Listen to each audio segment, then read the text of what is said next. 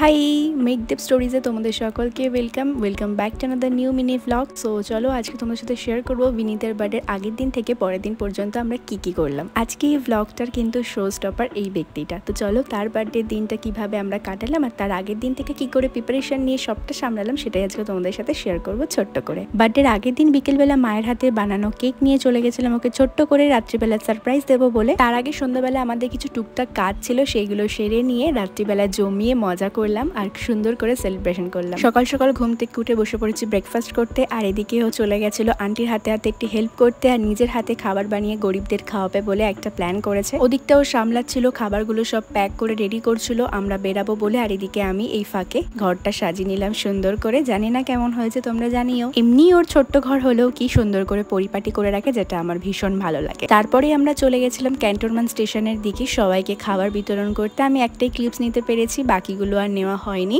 তারপরে বাড়িতে ফিরে আসার পর দেখলাম দেবজিৎ এদিকে চলে এসছে। যারা যারা ইনভাইটেড ছিল সবাই আসার পর আমরা সেলিব্রেশন করতে বসলাম, আর তারপরেই বসে গেছে ও গিফট আনপ্যাক করতে। আর এদিকে আন্টি আমাদের জন্য গরম গরম চিকেন পকোড়া ভাজছিল, এদিকে আমরা বসে বসে উনো খেলছিলাম। গরম গরম চিকেন পকোড়া আর কফির সাথে উনোটা পুরো জমে গেছিল।